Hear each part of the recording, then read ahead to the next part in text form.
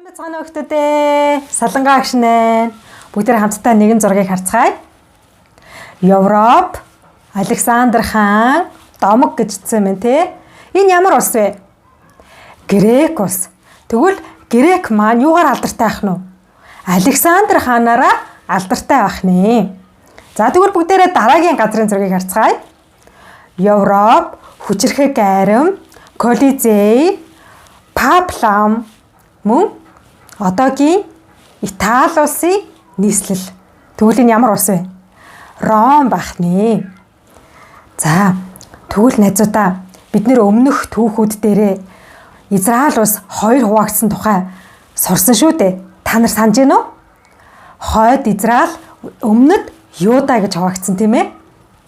За тэгвэл хойд Израиль, өмнөд Юда мөхөх үед ямар улсууд хаанчилж байсан юм болоо? Хойд Израилийг мөхөх үед Ассирийн хаан тус гарч ирээд Ассиричууд хойд Израилийг дарангуйлж байсан бахан тийм ээ. Хойд Израилийг хаанчилж байсан бахан. Ассири бол үнэхээр том гүрэн байсан. За тэгвэл он жил явсны дараа тийм ээ, цаг хугацаа өнгөрсний дараа Ассирийн дараа ямар улс гарч ирсэн бэ гэхээр Вавилоны хаан тус гарч ирсэн байна. Вавилон бас түүхэндээ маш агуу хаанчлал, маш агуу гүрэн байсан байгаа. За түүний дараа Вавилоны дараа Персийн хаан тус гарч ирсэн. Бид нэр өмнөх сургаалууд дээр Персийн хааны тухай сурсан шүү дээ тийм ээ. За тэгвэл Персийн хаанчлал ч гэсэн үнэхээр агуу үндэстэн байсан байна.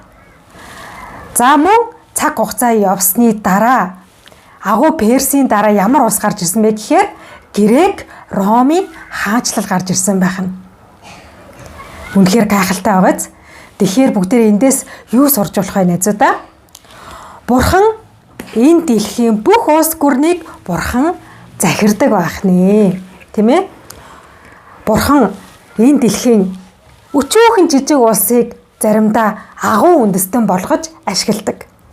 Харин агуу үндэстэн байсан тэр мундаг улсуудыг бурхан дэлхийн хөрснөөс арчин зайлуулж бүр нэрийг санахааргүй болгож исэн түүхүүд ч бас байдаг.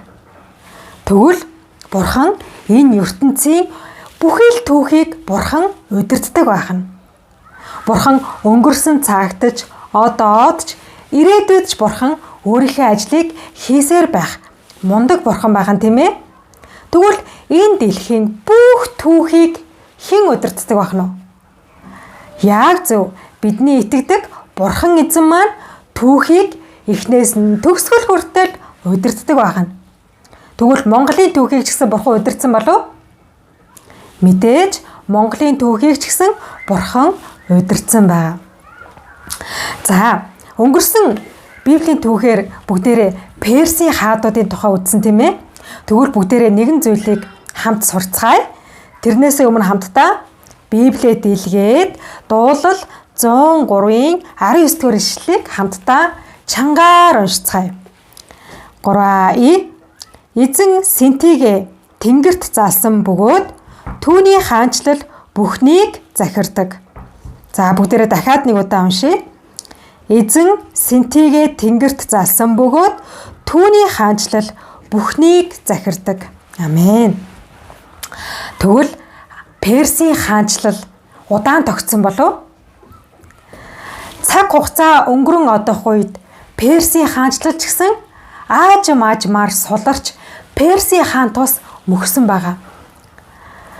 Тэгвэл Персийн хаанчлалын дараа ямар улс гарч ирсэн бэлээ? Грекийн хаанчлал бий болсон байгаа. Грек улс юугаар алдартай гэж багш нь хэлсэн бэлээ? Яг зөв Александр хаанаараа алдартай шүү дээ тийм ээ. Александр гэдэг энэ агуу хаан ямар хаан байсан бэ гэхээр дайнд мордох үед дайнда дандаа ялалт байгуулдаг. Үнэхээр дайны бурхан гэлтэй. Үнэхээр явсан дайн болгондоо ялалтыг байгуулдаг хүчирхэг хаан. Үнэхээр дайны стратеги төлөвлөгөөг маш сайн боловсруулдаг, маш мэрэгэн ухаантай хаан байсан байгаа. Тийм ч учраас ард түмэн нь Александр хааныг юу гэж дууддаг байсан гэхээр дайны бурхан Александр гэж дууддаг байсан байгаа. Та нар Александрийн тухай кино байдгийг мэдхүү? Агуу Александр гээд маш гоё сонирхолтой кино байдаг. Тэндээс харах юм бол Александр үнэхээр хүчтэй, бас дайны тэр төлөвлөгөөг мундаг гаргадаг маш мундаг хүн байсан байна. Тэгээд Александр маань Европ твийг эзэгнээд, тийм ээ, Египтийг эзэгнээд, мөн Азийн зарим орнуудыг ч гэсэн эзэгнсэн байгаа. Үнэхээр хүчирхэг хаан байгааз.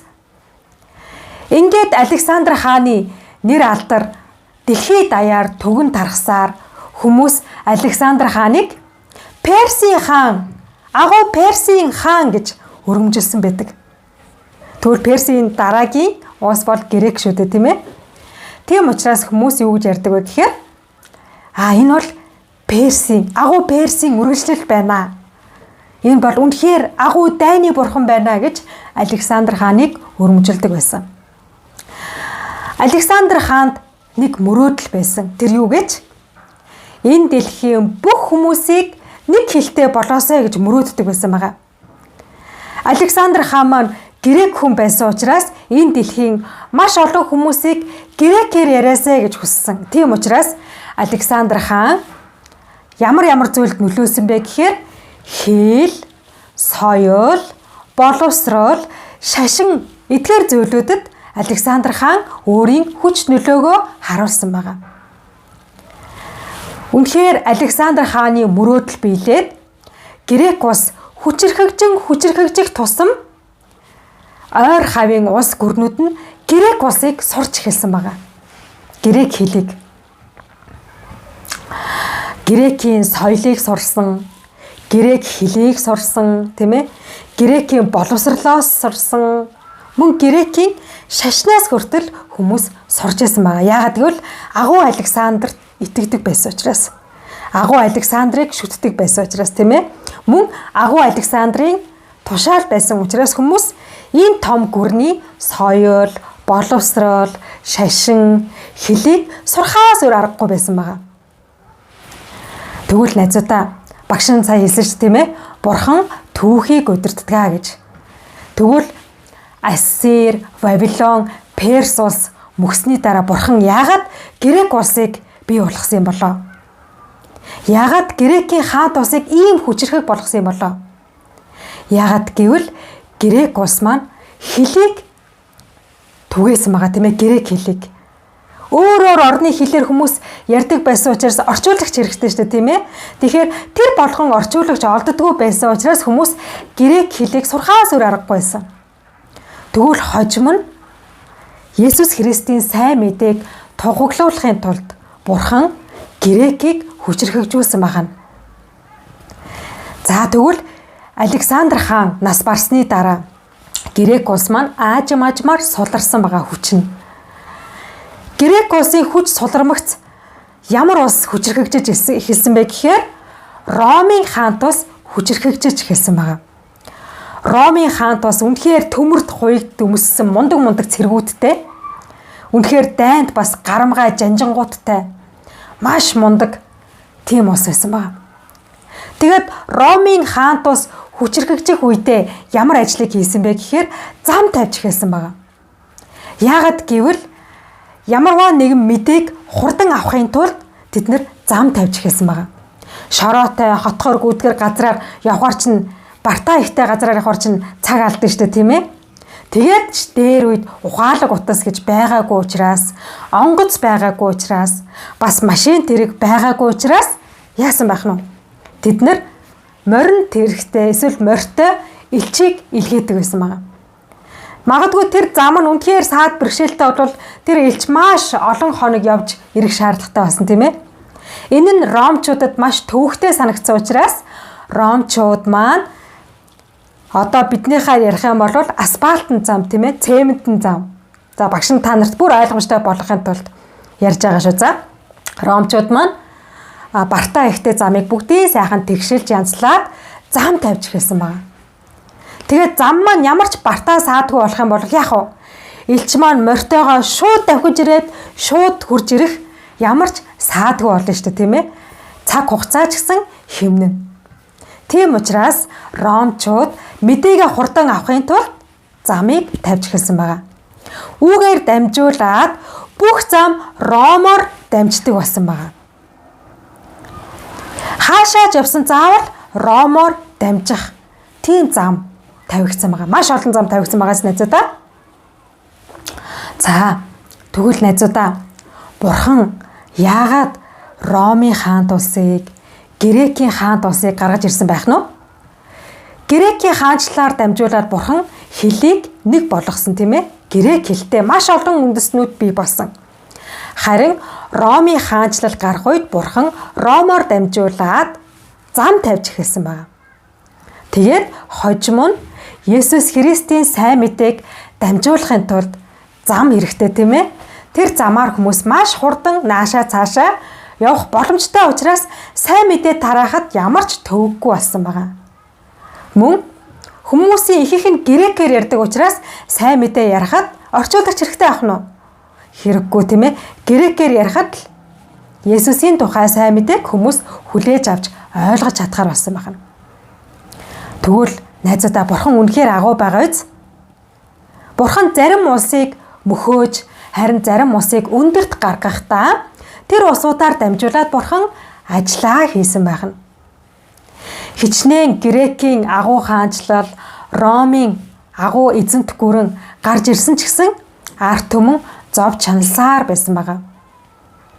Энэ үед Бурхан өөрийн цорын ганц хүү Есүс Христийг Месиа буюу аврагч болгон илгээнэ гэж амласан байдаг. Хүмүүс тэр аврагчийг хүлээсээр байсан.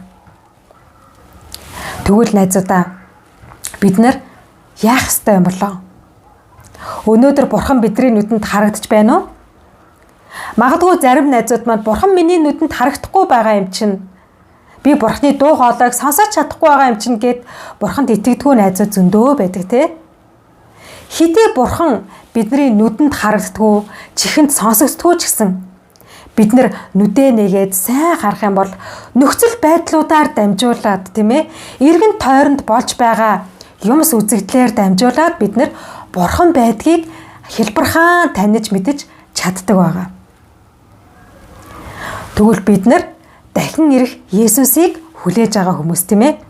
Тийм учраас бид нар нүдэнд харагдахгүй байгаа ч гэсэн, гарт баригдахгүй байгаа ч гэсэн, чихэнд минь сонсогдохгүй байгаа ч гэсэн бидний амьдралын эргэн тойронд болж байгаа үйл явдлуудаар дамжуулаад Бурхан ажиллаа хийж байна гэдгийг ухаарах тэр мөчүүд биднэрт зөндөө байх болно. Тэгвэл бүгдээрээ итгэл найдвараа алдахгүйгээр одоо ч гэсэн Бурхан миний амьдралд ажиллаа хийсээр байгаа. Одоо ч гэсэн Бурхан Монгол улсын түүхээр дамжуулаад Бурхан ажиллаа хийсээр байгаа гэдэгт итгээд Бурханд илүү их найдаж, илүү их талархсан хүүхдүүд болцгоё. Бүгдээрээ хоёр хөөрхөн гараа хавсраад нүдээ айнаад хамтдаа залбирцгаая. Бурхан эзэн минь ээ, таньда баярлалаа. Агуу Грек болоод агуу Ромын эзэнт гүрнээр дамжуулаад та хэлийг нэг болгож мөн зам тавьж ирээдүйд Есүсийн сайн мэдээг тунхаглах боломжуудыг та үүд хаалгуудыг нээж өгсөний төлөө талархаж байна. Эзэн Бурхан минь ээ, хэдийгээр агуу хаанчлалууд, агуу улс гүрнүүд бий болсон ч гэсэн хүмүүсийн амьдрал зовлон, гунигтай, шаналлтай хэвээрээ байсан ч гэсэн Есүс Христийг хүлээх итгэл найдвараа алдаагүй учраас үнэхээр гайхалтай түүхүүд бий болж байсан шиг өнөөдөр бидний амьдралд ч гэсэн та гайхалтай түүхүүдийг бий болгож өгөөч. Дахин ирэх Есүсийг итгэл найдвартайгаар баяр хөөртэйгээр хүлээх ёроолыг та зөвшөөрч өгөөч. Бүхий л цаг хугацаа, бүхий л түүхүүдийн туршид хамт байсан Бурхан эзэн танд талархаад Есүсийн нэрээр залбирлаа. Амен. Бүгдээрээ эх 7 хоногийн турш Бурхан миний амьдралд, миний эргэн тойронд ямар ажлуудыг хийж байна гэдгийг нүдээ сайн бүлтээлгөөж, чихээ дэлдэлгээд, зүрх сэтгэлээ нээгээд Бурханы ажлыг бүгдээрээ олж харцгаая. Бүгдээрээ дараагийн 7 хоногт уулзцгаая. Түр баяртай.